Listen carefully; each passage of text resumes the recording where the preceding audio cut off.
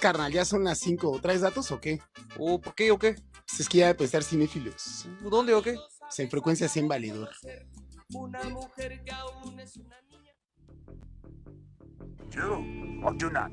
There is no try. What we do in life echoes in eternity. Vida se abre camino. My mom always said life was like a box of chocolates.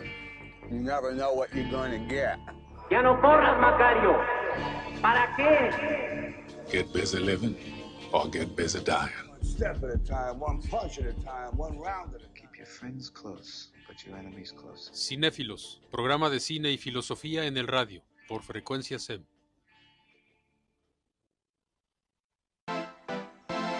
I paved the back street with the mist of my brain.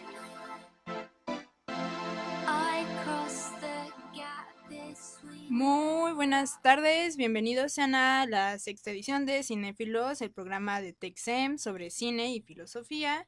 Mi nombre es Sharon Guerrero y me acompaña en cabina el presidente de la Asociación Estudiantil de Arte, Ciencia y Filosofía del TechSem, Rogelio Said. Hola. ¿Qué tal? Muy buenas tardes.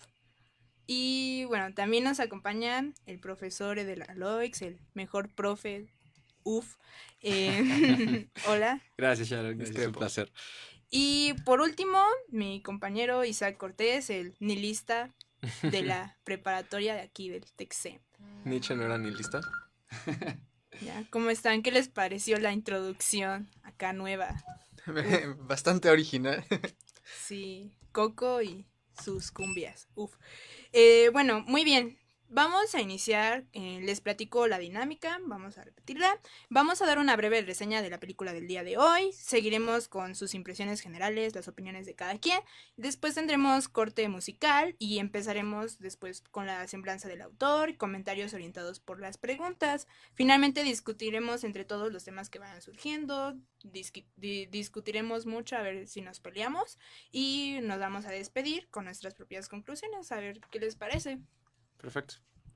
Muy bien, la película que vamos a hablar el día de hoy es de Big Lebowski, lo dijimos el programa pasado, es del año de 1998, es una comedia escrita, producida, dirigida y todo por los hermanos Coen, que son muy famosos igual por producir muchas películas de comedia, y se centra en la figura de The Dude, que es interpretado por Jeff Bridges. Es un personaje que orienta su actuar en los principios metafísicos de a la basura, vamos al boliche.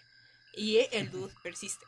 La religión dudeísta existe en la vida real, inspirada y basada en los principios promovidos por el dude. Es una adaptación a la vida contemporánea de los principios filosóficos propuestos hace 2500 años en el Tao Te Ching, el viejo clásico chino, que es el texto que vamos a abordar el día de hoy. En la película, además de presentarnos decenas de eventos absurdos y sin sentido, The Dude siempre intenta mantener este sentido de pasividad y templanza que le permite a él mismo seguir existiendo de manera fluida. Entonces, bueno, este es un pequeño resumen de la película. Ahora vamos nosotros a hablar sobre lo que nosotros pensamos de la película, qué nos llamó más la atención, Isaac. Pues, empezando, es una de mis películas favoritas, entonces volverla a ver con este principio en la cabeza fue toda una experiencia, y luego enterarme de que hay una religión que es el dudeísmo, que es básicamente el taoísmo moderno, fue aún increíble.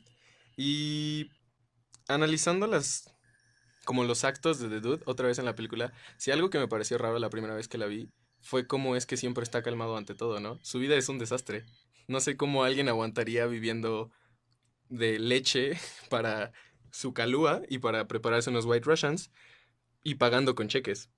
Y no sé qué pasaría si alguien llega y me destroza la alfombra, una alfombra muy importante para mí. No sé qué pasaría si alguien llega y me avienta una marmota, ¿sabes? No sé cómo podría estar tan calmado. Sí, eso es algo que siempre me sorprendió de él, que suceden escenas tan absurdas y escenas que no nos esperamos por lo completo, algo que a nosotros nos sacaría de onda. O sea, en los momentos donde él parece que solo está relajado fumándose un porro y alguien entra a su casa, él parece totalmente tranquilo y como cool with that. Eso es algo muy impresionante para mí, no sé para ustedes, así, ¿cómo reaccionarían si alguien abre su casa de la nada y te empieza a gritar? Pues lógicamente explotaría.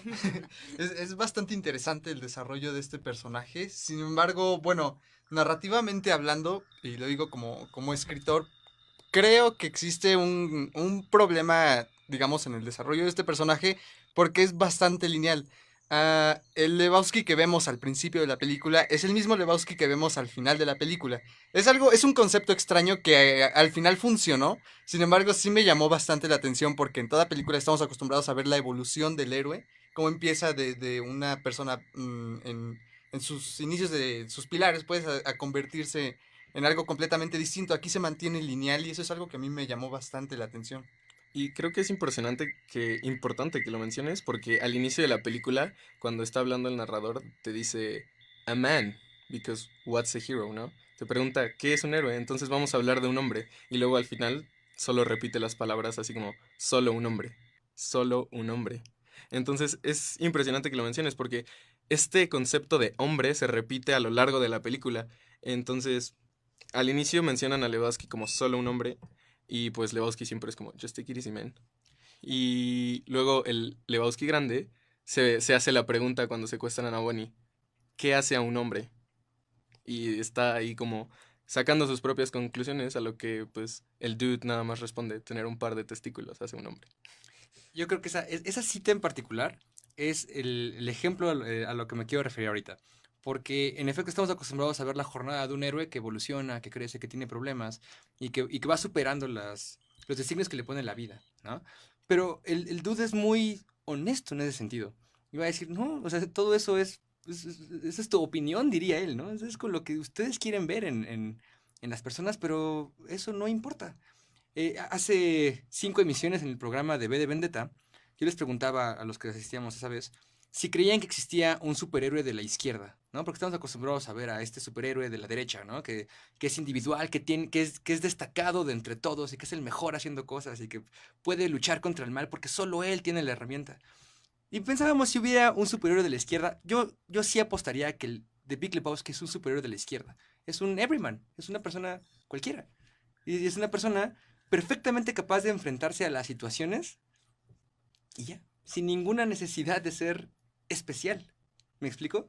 Entonces sí, yo creo que es parte de la intención, me parece, de la película, justo mostrarnos a The Dude como una persona que no es un héroe, que es una persona. Un hombre común. Una cosa, ¿no? Con un par de testículos, ¿no? Justamente, ¿no? Sí.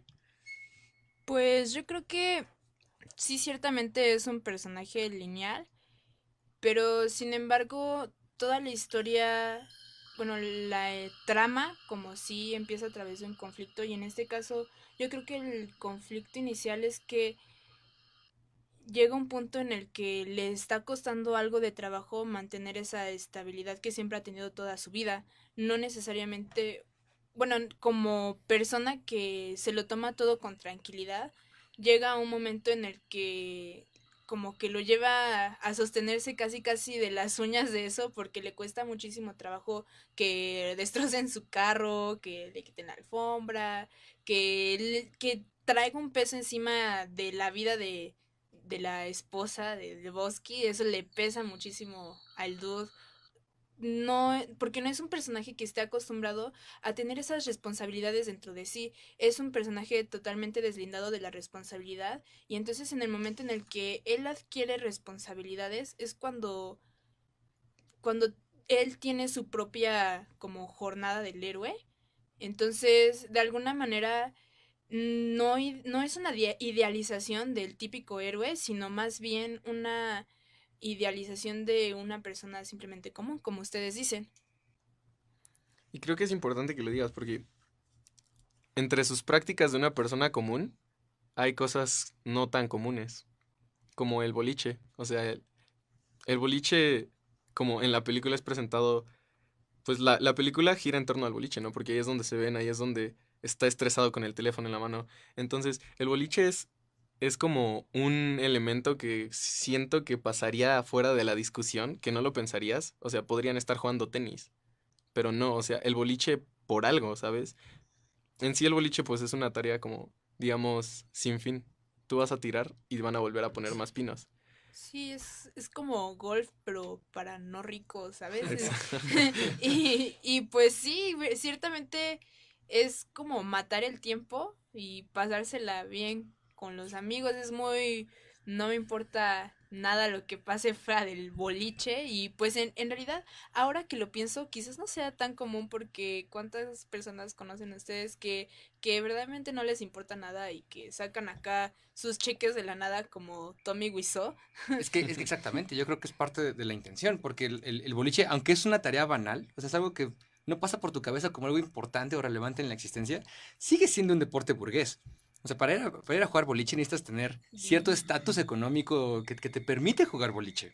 O sea, no es algo que puedas hacer como el soccer, ¿no? Cualquier persona con 2 piedras y una lata de Pepsi puede jugar fútbol y el boliche no. Entonces, creo que hay este juego entre no es importante, pero uno lo hace importante. Y por eso sale este personaje que es Jesús. Y Jesús está jugando boliche como si fuera la última maravilla del mundo. Justo por eso, porque hay que burlarnos de que los aspectos banales de nuestras vidas pueden ser muy importantes y al revés. Las cosas importantes de nuestras vidas podrían ser realmente banales, ¿no? Sí, exactamente, tienen mucha razón. Bueno, ya se nos acabó el tiempo de la primera parte. Nos vamos a ir a un corte y regresamos para hablar del texto. Humano soy, nada humano me es ajeno.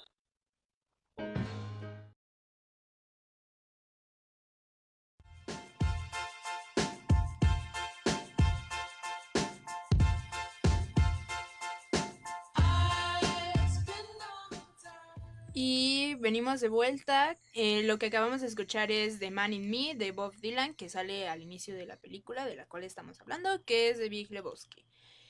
Y ok, bueno, ahora hablaremos sobre el texto con el cual vamos a relacionar la película, que es el Tao Te Ching. Bueno, esta es una corriente del pensamiento porque pues en realidad existe la posibilidad de que el autor nunca haya existido. Entonces, bueno, es tradicionalmente asociado a Lao Tzu, que significa gran maestro en chino. El texto es una recopilación de 81 poemas que a través de metáforas, historias y moralejas que desafían la tradición occidental de sistematizar el conocimiento. Aunque a veces es denominado como una religión, el taoísmo puede alcanzar las definiciones de corriente, filosofía o incluso superstición, pues su estructura como sus ideales son fluidos y cambiantes. Entonces, bueno, vamos a hablar del Tao Te Ching. Isaac. Pues creo que nadie está acostumbrado a la filosofía de ese mundo, a la filosofía oriental. Entonces, puede que no lleguen a entender el concepto de lo difícil que es interpretar este libro. Uno, está en chino clásico, y eso ya es difícil de leer. Y dos, la filosofía oriental tiene justo ese mismo como tipo de ambigüedad. Entonces, digo, para entender el libro, me gustaría como explicar el título, porque es parte fundamental, digo, así se interpretan los poemas, de la misma forma que voy a interpretar el título, se interpretan los poemas, y por eso se prestan a mucha interpretación, y no tienen como, algunos llegan a tener como un significado, pero la mayoría no. Entonces, el mismo nombre Tao Te Ching o Tao Te Ching, dependiendo de la estandarización china, pues se compone de 3 palabras. El Dao, que es el camino. El Te, que pues virtud o como fuerza interna. Y el Ching, que es un clásico, un canon o un libro. Entonces, teniendo esas 3 cosas, no hay como un título general que se le pueda dar al libro. Por eso no hay como un título en el inglés o en el español. Por eso siempre se le llama el Tao Te Ching, el Tao Te Ching o el Tao Te Ching. Entonces, pues, eso es como importante dejarlo ya claro. Me llama mucho la atención eso que mencionas de que es un libro difícil de entender, porque sí, verdaderamente lo es. Yo digo, como mencionas, fue escrito hace 2500 años, me parece, en chino clásico. Y de hecho se debate que pudieron haber sido dos escritores quienes lo hicieron, 2 Lao Tse. A mí lo que me parece lo más, digamos, interesante de este libro es que la filosofía del Tao, que ya hablaremos más adelante, supongo, puede adaptarse a cualquier corriente religiosa que exista.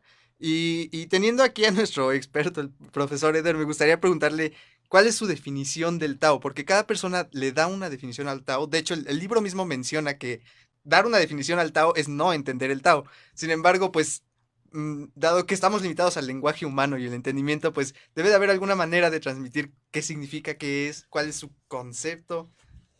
Bueno, gracias por la introducción. Me gustaría decir que expertos en el Tao no existen, ¿no? Porque el Tao es algo que a todos nos lleva. Y justo porque es indefinible, es que le decimos Tao. Nos podemos hablar de él en términos metafóricos, ¿no? Que es algo que hablábamos en el programa pasado con Wittgenstein. Porque tú te refieres a las cosas en metáforas todo el tiempo sin darte cuenta. Y dices, pierdo tiempo como si el tiempo fuera algo que tienes así en tus manos. O te amo con todo el corazón como si amaras a las cosas con este órgano que palpita sangre.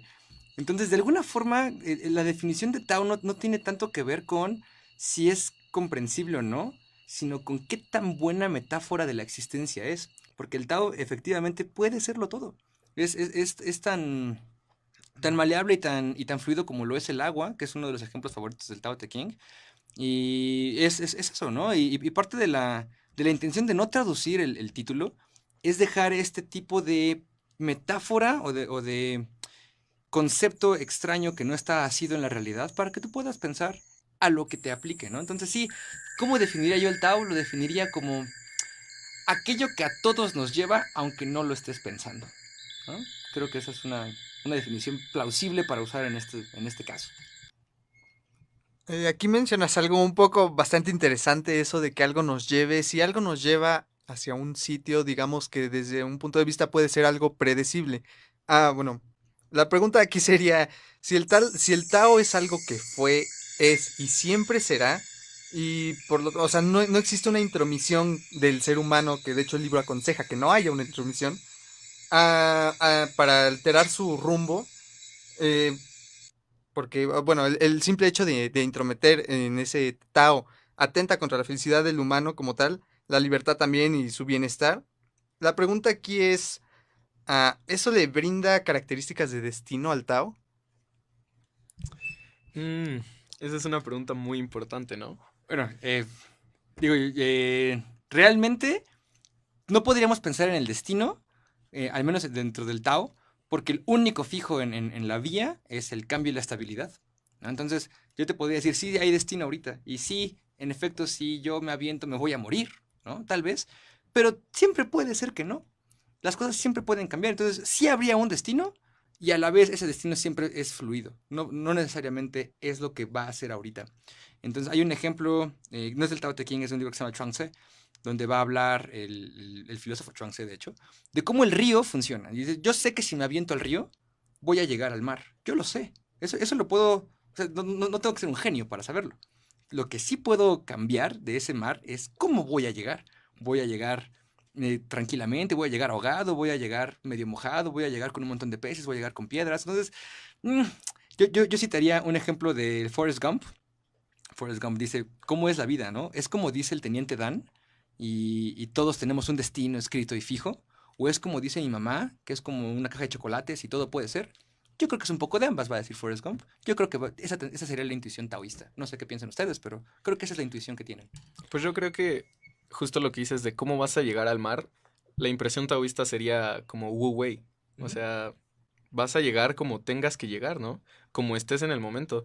Si estás caminando en ese momento y así llegas al mar, llegarás caminando. Pero si te encuentras un caballo y decides domarlo, puede que llegues a caballo, ¿no? O sea, pues en sí siento que el Tao es mucho de caminar. O sea, yo lo veo como la filosofía de caminar, ¿no? Es sigue tu camino. Aquí una pregunta, perdón. Perdón, justamente hace rato, antes de empezar el programa, estábamos hablando de que el Tao no necesariamente nos decía cómo iban a hacer las cosas o cómo tienen que ser, sino de cómo nosotros las vamos a como que percibir.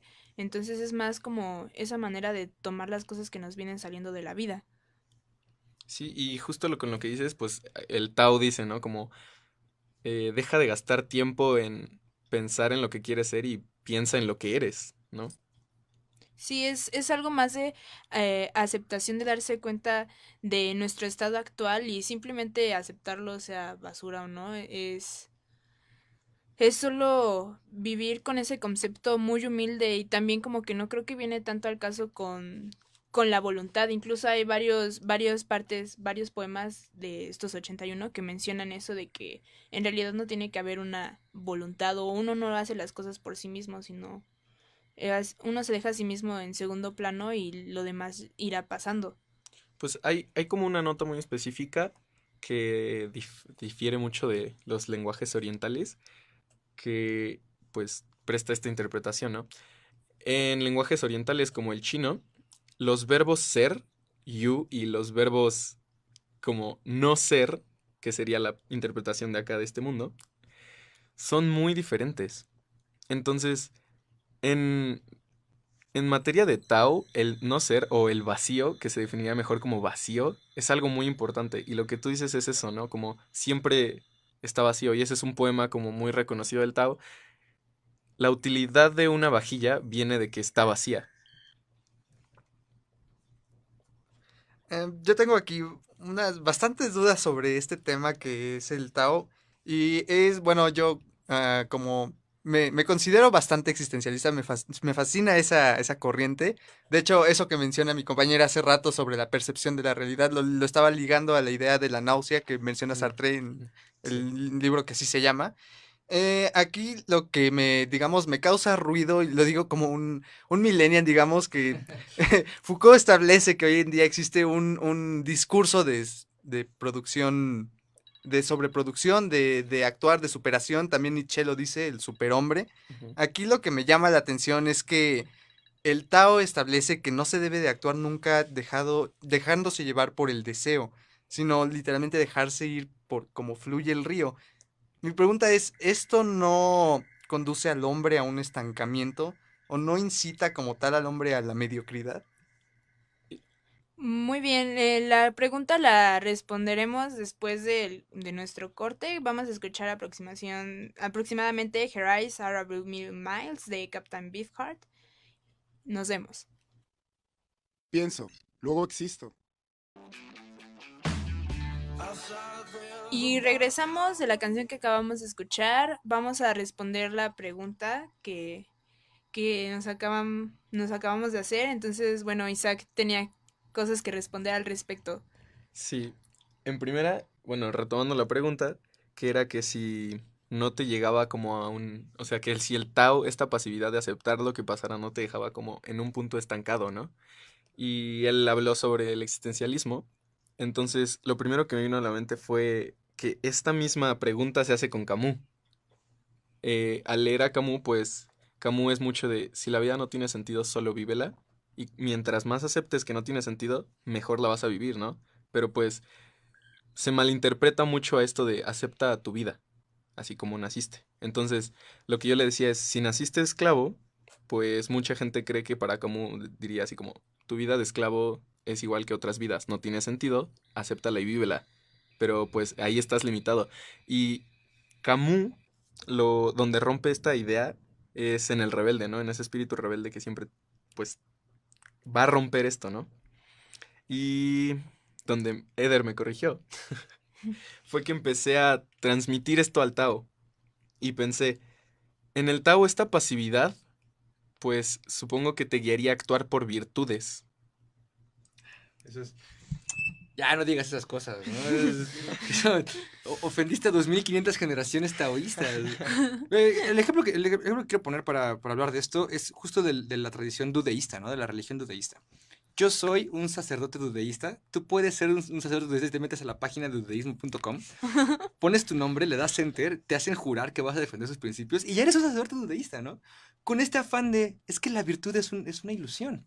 La virtud no existe como algo, una entidad metafísica allá arriba en el cielo y dices, mira, ese es el honor, mira, ese es el amor. La virtud es algo que es tan cambiante como las personas y las épocas en las que se viven, ¿no? Entonces, una persona taoísta, en efecto, sería pasiva, pero sería una pasividad no negativa. Nosotros estamos acostumbrados a ver la pasividad como ay, eres un flojo, o, ay, te están haciendo estas cosas y no haces nada y demás. Pero es una pasividad muy, al menos, honesta. Y lo que va a decir el taoísmo, al menos lo que ha dicho en los textos que conocemos, es que sí, pon la otra mejilla, pero no te dejes más de 4 veces, ¿no?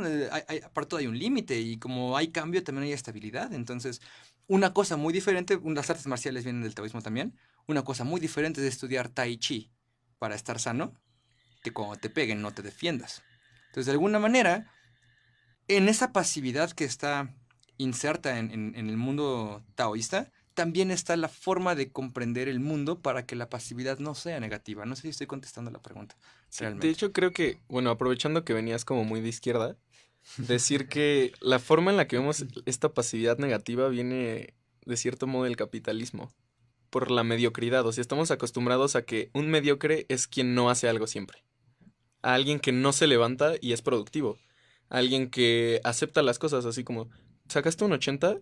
Pudiste haber sacado 100. Qué mediocre, ¿no?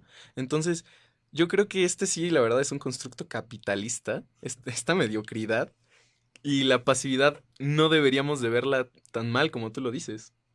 Sí, quizás también sea el origen de que hayan muchas personas que no consideren de manera seria al Tao, o incluso también que muchas personas les choque la película de la que estamos hablando, porque quizás, bueno, odian al personaje, no lo sé, y quizás eso se les hace muy bobo por parte de la película, que el personaje sea así todo el tiempo, ¿no? Pero bueno, yo en lo personal siento que pues está bien, digo, he visto una película también de los hermanos Coen y igual lo mismo pasa con el personaje, termina como que igual es un personaje súper lineal, pero finalmente pues es eso, o sea, en realidad solo es un personaje que piensa de manera diferente a lo que todos estamos acostumbrados y por eso nos cuesta tanto trabajo aceptarlo, nos causa muchísimo conflicto.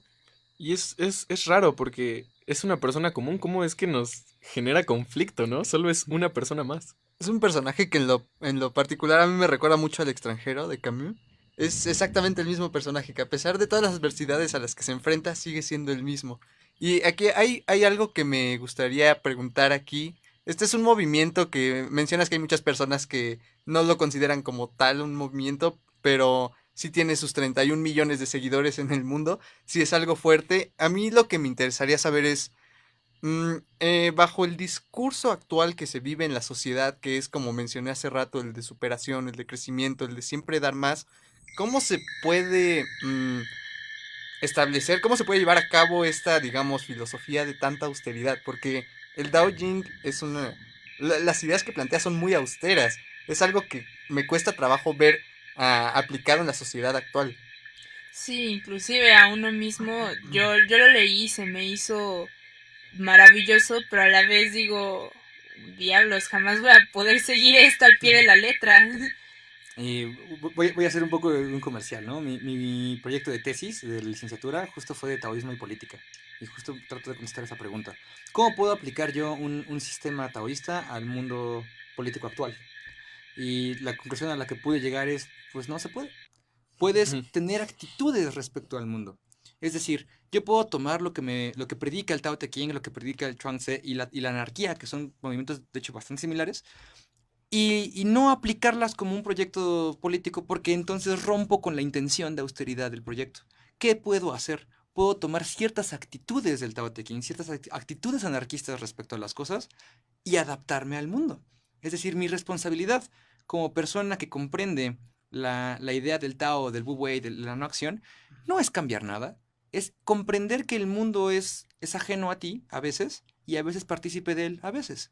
Entonces tu única obligación es tener ciertas actitudes respecto a las cosas y ya. Entonces, por ejemplo, si tú sufriste una injusticia por el sistema político mexicano, por ejemplo, tienes de dos sopas. Te puedes enojar y decir, ¿cómo es posible que en este mundo de 2018 pasen estas cosas? Puede ser. ¿Vas a cambiar algo? Probablemente no. ¿Qué puedes hacer también? Bueno, ni modo, ya estaba preparado para esto. Vamos con resignación y con la mejor actitud, porque en una de esas todo al final sale bien, o en una de esas todo al final sale mal. Tu actitud va a hacer la diferencia. Porque tú vas a interpretar el mundo de manera distinta según cómo te acerques a él. Entonces sí, no se puede. Yo diría, sí, no se puede. De hecho, ¿no? Pues sí, hace mucho sentido porque quizás agarrar y decir, bueno, yo decido seguir el Tao Te Ching, pues también involucra una acción, una voluntad, entonces estaría siendo contradictorio contigo mismo. Entonces lo único que se puede hacer es tener la perspectiva, igual que el personaje, o sea, le pasan las mismas cosas, pero tampoco es como, o sea, él mismo también tiene sus propias contradicciones.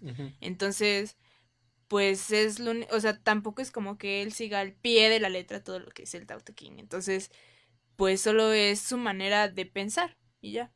Aparte, yo creo que lo difícil ahorita de decir, así, de que nosotros estamos diciendo seguir el Tao Te Ching, pues es que ya no vivimos en el mismo mundo que hace 2500 años. Antes había animales corriendo en la pradera, no sé, gente haciendo arte, y tú leyendo y escribiendo este libro con caligrafía en un árbol, ¿no? Así, era un mundo muy pasivo. Vivimos en un mundo totalmente distinto, en un mundo muy activo. Y yo creo que esa es como la gran diferencia entre el Tao Te Ching y el dudeísmo. Lo cómico. O sea, la forma que tenemos ahora de interpretar el mundo es ríete, ¿no? Por eso el dudeísmo nos puede parecer ridículo y decías, ¿qué? ¿Una religión a base del dudeísmo así? Y te pones a leer todos los principios y todos te dan risa, ¿no? Así dices, ¿cómo es que esto puede ser cierto, no? Pero pues al final de cuentas es la forma en la que tenemos como de aceptar las cosas, reírnos de ellas ahora.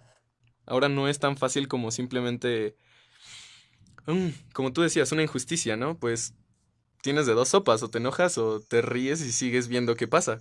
Yo creo que esa es como una muy, muy gran diferencia en el mundo que vivimos ahora. Pues, como ya dijimos muchas veces, este libro habla sobre el no actuar y dejar que las cosas sucedan, pero también plantea un concepto que es muy interesante, que es el de la unidad del Tao con el ser, el yo mismo. Y aquí también me surge otra pregunta.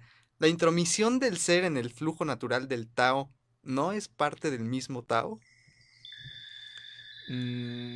Es una pregunta muy difícil, la verdad. Porque el Tao te dice que tienes que soltarte, ¿no? Tienes que soltarte de, digamos, de ver lo que eres, o tienes que soltarte para conocer lo que en verdad eres. Y tienes que conocer esa introspección verdadera de ti. Pero yo creo que eso no es una parte del Tao, eso es una parte del ser. Exacto, es exacto. La respuesta que dan los sabios taoístas sería la del Litsi. Que recuerden que esto que estamos leyendo es la forma humana de hablar de ello. O sea, yo no tengo la forma real del Tao porque soy humano y sigo sesgado por mis principios humanos. Entonces, cuando yo estoy hablando del Tao, estoy apuntando a esto, aunque yo sé que tal cual lo estoy diciendo no es. De hecho, el primer poema del Tao Te Ching es: el Tao verdadero es el Tao que no puede ser nombrado, si lo puedo nombrar no es verdadero Tao, ¿no? Entonces, sí, en efecto, dentro del Tao no existe la humanidad como cosa. Esa es nuestra forma de interpretarlo. Y el ejemplo del Tao Te Ching es: un caballo nace, ya sabe caminar. Un árbol nace, ya sabe crecer. Un humano nace y no sabe hacer nada. Nosotros tenemos estas distinciones en nuestras cabezas que nos permiten interpretarlo así, pero no quiere decir que así sean todas las cosas, ¿no? Sí, exactamente. Ya se nos acabó el tiempo de esta sección. Vámonos al corte. Regresamos. Dios ha muerto. Lo hemos matado entre todos.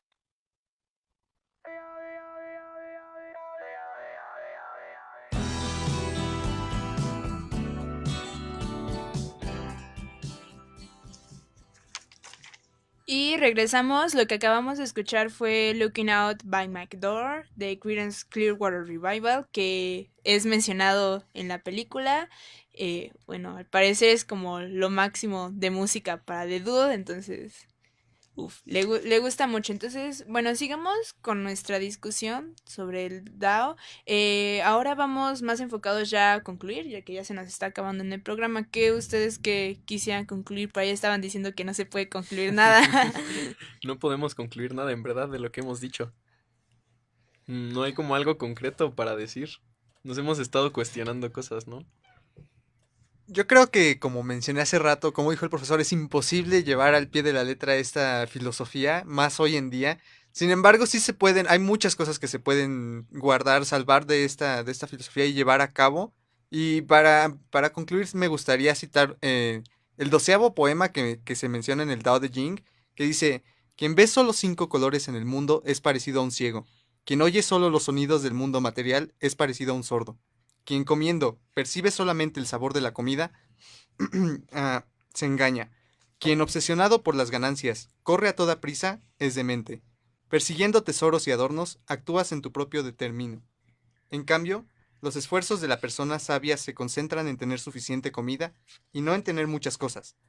Y ella, contentándose con poco en el mundo de la materia, escoge lo primordial. Como pueden ver, esto se liga completamente a la película de Big Lebowski.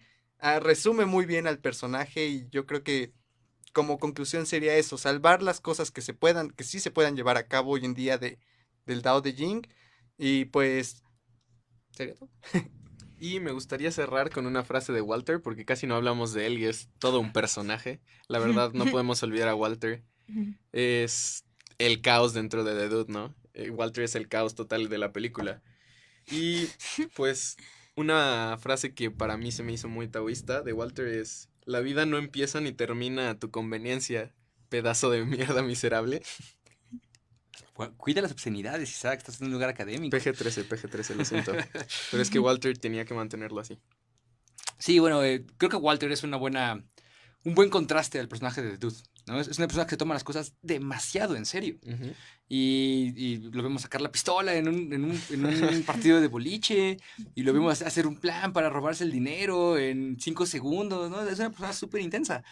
Y eso es un gran contraste para el Dude, porque el Dude lo maneja de una forma muy peculiar.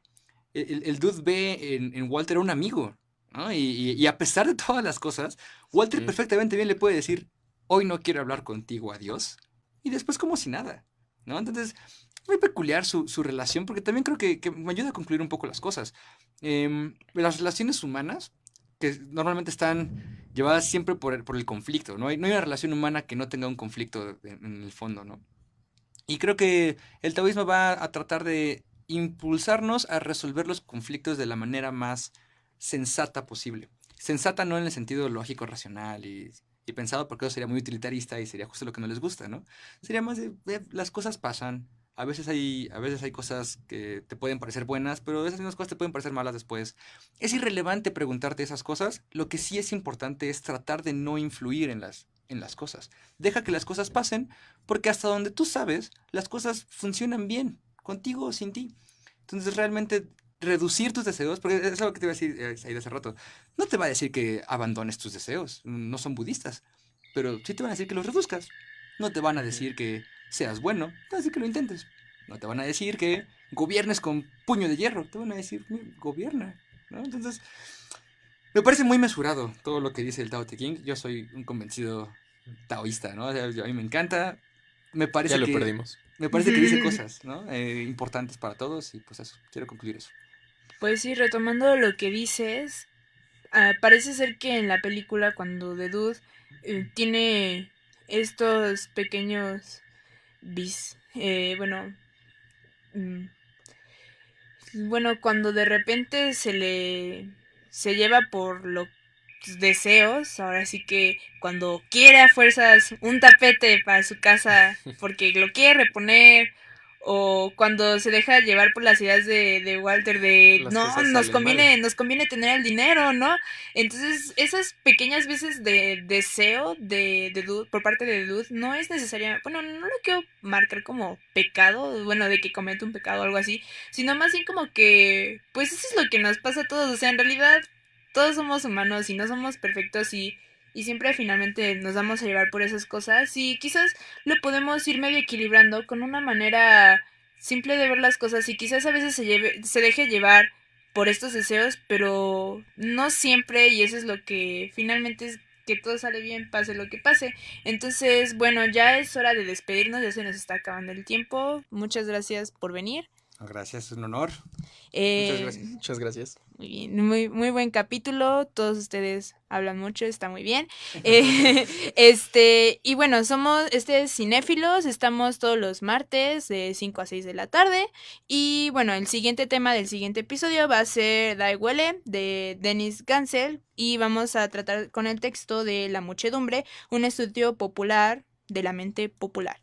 Okay, muchas gracias por escucharnos, nos vemos. Un gran poder conlleva una gran responsabilidad. It's mercy, compassion, and forgiveness I lack, not rationality. Things you own end up owning you. No volteo al pasado, nene, me distrae del ahora. Moments will be lost in time like tears. ¿Sabes qué decía mi abuela? Si quieres hacer reír a Dios, cuéntale tus planes. Esto fue Cinéfilos, todos los martes a las 5 por Frecuencia SEM. Hasta la vista, baby.